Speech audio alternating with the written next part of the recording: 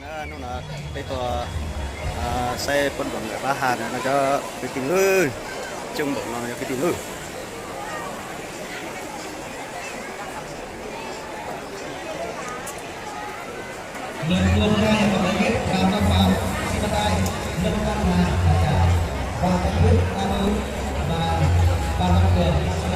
cho có tìm xe nó cho cái tiền nào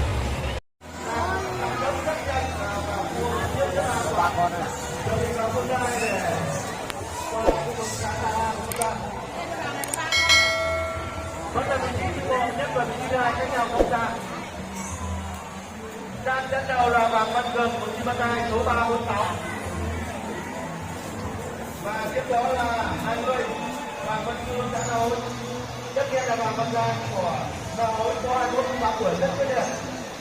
Vàng Văn Cương là trước là 3 năm vô địch.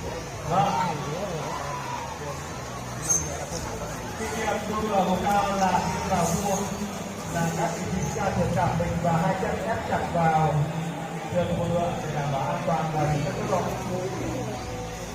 Và hai vòng nữa. Như vậy là khoảng cách giữa vị trí thứ ba và vị trí thứ nhất không tạm, cái nhà không tạm rất tốt đẹp. Rồi tôi là vị trí nhất và vị trí thứ hai, cũng như là vị trí thứ ba này vẫn là nhiều bất ngờ.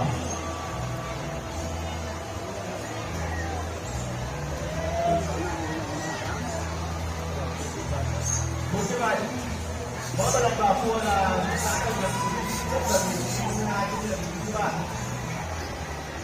Còn một vòng nữa.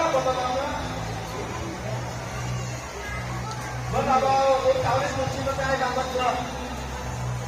Và ở vị trí thứ hai là Vàng Văn Cường số 20 và tiếp đó cách đó một xa là Vàng Văn Giang số 21.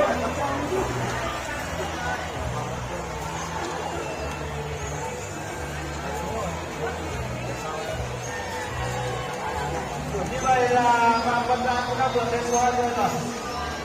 Vàng Văn Giang tiếp tục nào hối và đã vượt Vàng Văn Cường 20. Chúng ta thì các trọng tài đến chúng ta bởi vì đồng hồ. Có lẽ vẫn là Vàng Văn Cường đến từ Chi Bát Hai.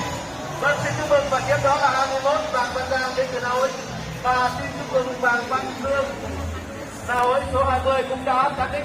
Như vậy là lượt đua thứ 6 rất xâm lược cũng đã tạm thời kết thúc. Chúng ta sẽ chờ kết quả của hai và đến lượt đua thứ 7.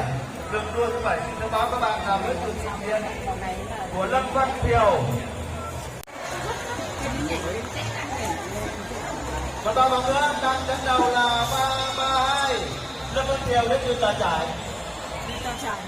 Và tiếp đó là 97 Vàng Văn Huỳnh Na Hối. Và tạm thời vị trí thứ ba là 348 đến Tạ Văn Trư Sơn Chén.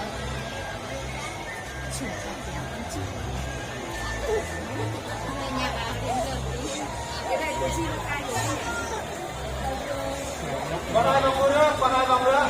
Đúng là tốc độ phi mã thật là tuyệt vời. Đang dẫn đầu vẫn là 332 Lâm Văn Thiều. Tiếp đó là 97 Na Hối Vàng Văn Huỳnh. Cố lên. 348 Sùng Sơn Chén, cố lên.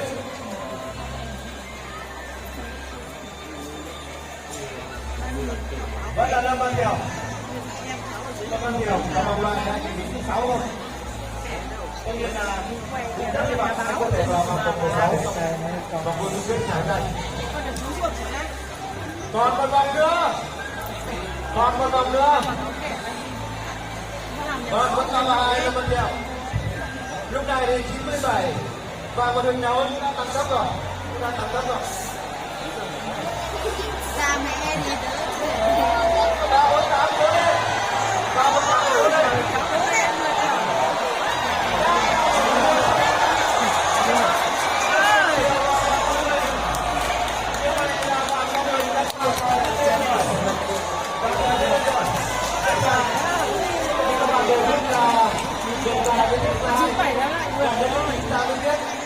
Và thưa các bạn là xin chúc mừng Vàng Văn Huỳnh là cán đích đầu tiên và tiếp đó là Lâm Văn Thiều tại giải số 32 tạm thời về vị trí thứ hai và Sùng Sơn Chén Tạ Văn Trư số 38 vẫn đang rất gần trên đường đua.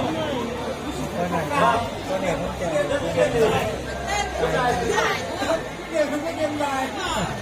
chúng ta đến cả văn thư cũng đang qua một chúng ta rồi. Chúng ta được đây rồi. Vâng, xin chúc mừng bà con nhé. Chưa biết đâu mà Như vậy thì léo đang bài trong một chúng ta sẽ đến với lượt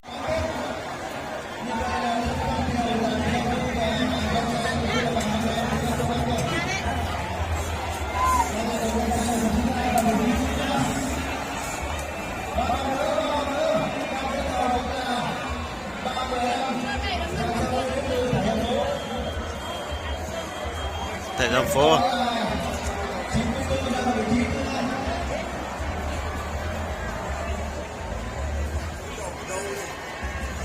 như vậy là chính là thì chúng ta thấy là khoảng cách xa ta có thể quan sát đây là vị trí số 2 và 315.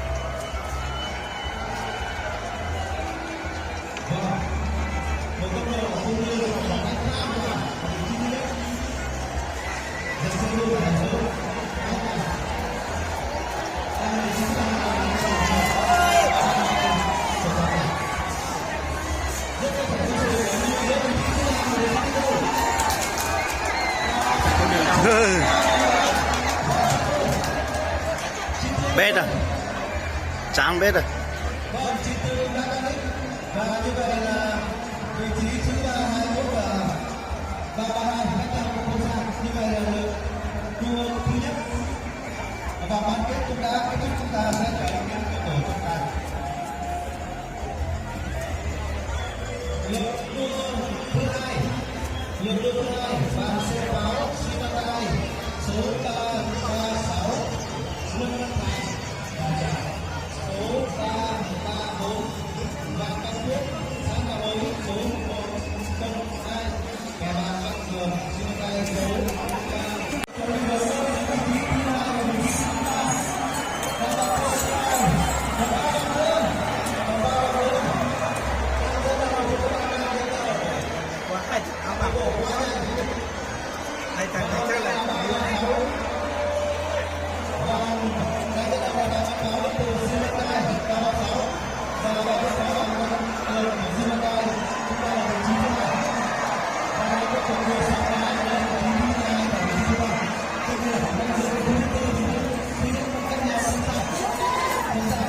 36 ở Simacai.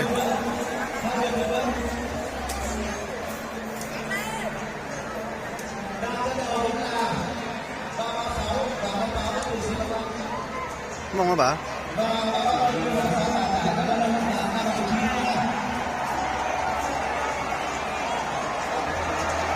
Xe này ra cái tin ơi.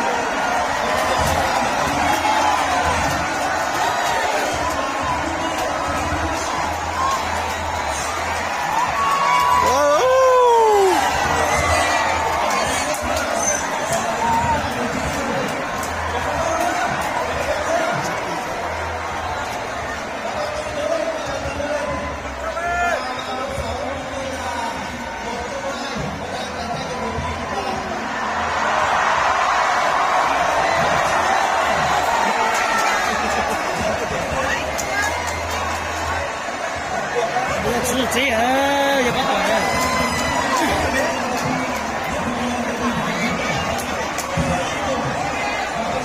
Hôm nay lại nhớ đồ.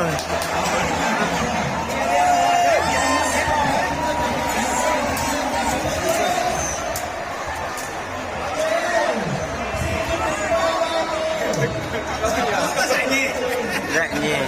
Anh chạy kia đi. Có chỉ đến lên đi khỏe nữa đây. Nó chạy vào kia. Cái đầu đường nó vào kia ấy. Nó giáp từ kia vào đây. Thấy kia là nó thường là hết vòng rồi. Nó đúng chạy ra.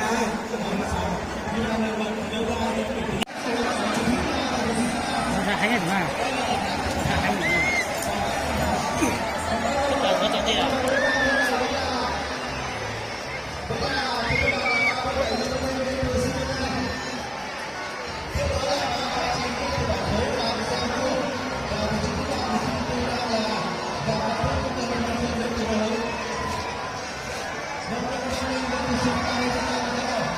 Nó thấy hơi quá ra.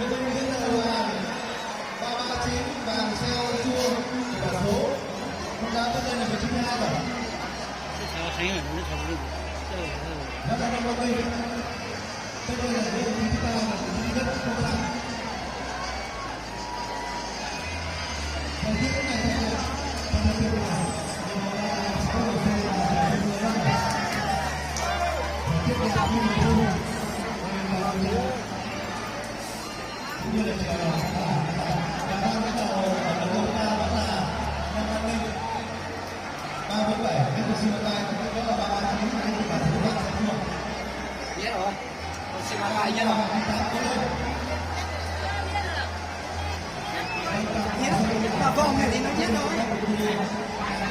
Vòng này không biết rồi.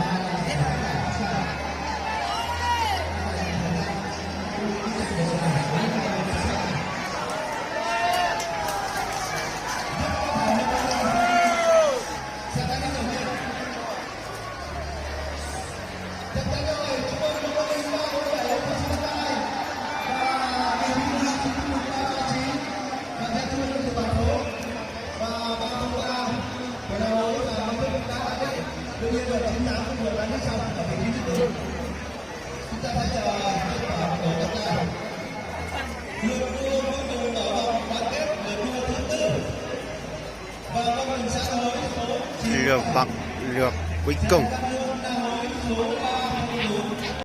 Vòng là vòng thứ tư.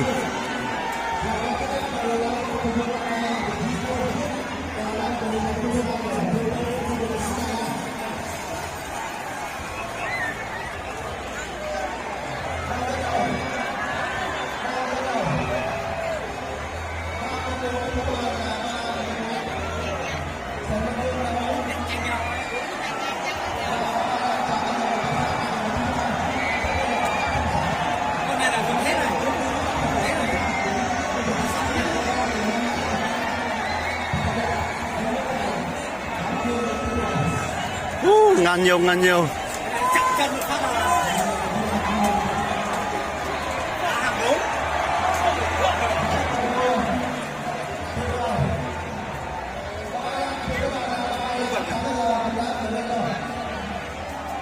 Cách xa rồi. Đứng đầu quê này. Từ vị trí thứ 3 có đó à?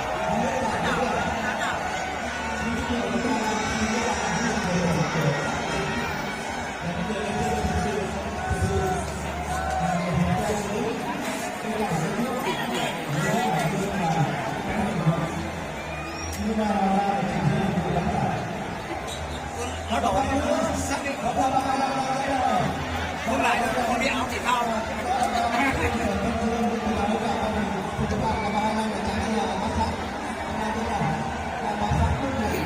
Bát sát rồi.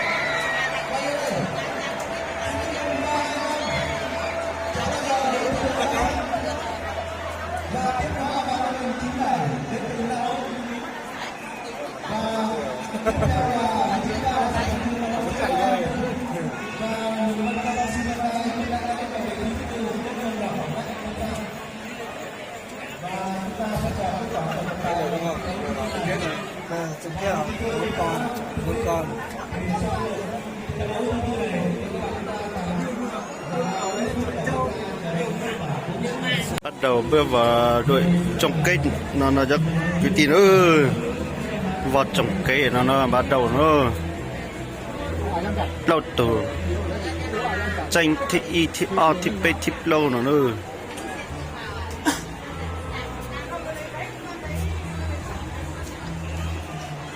bắt đầu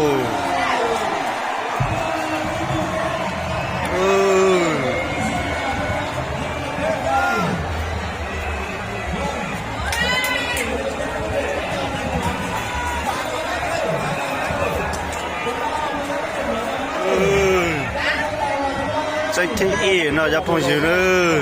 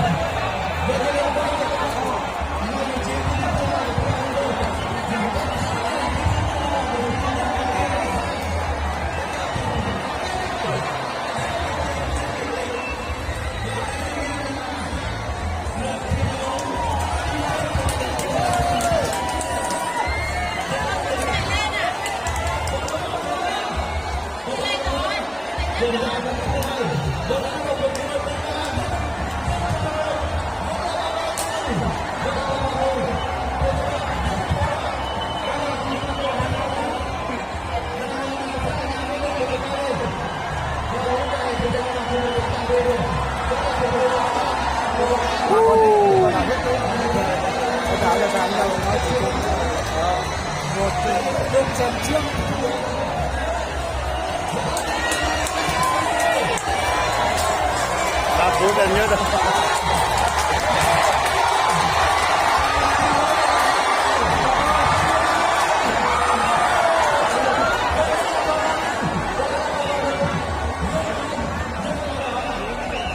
còn bố nữa à?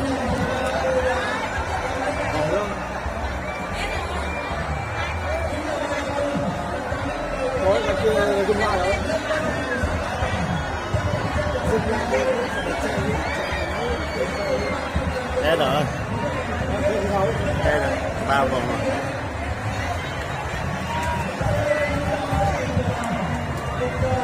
Thế nhỉ? Thế rồi. Con này là con không biết chạy khuyến mại một phần nữa nhà như này. Đấy.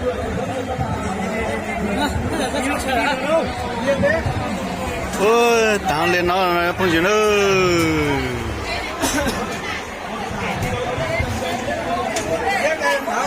Dạy như thì như thổi vịt tập chạy rồi sao đấy. Cái này ở bên này.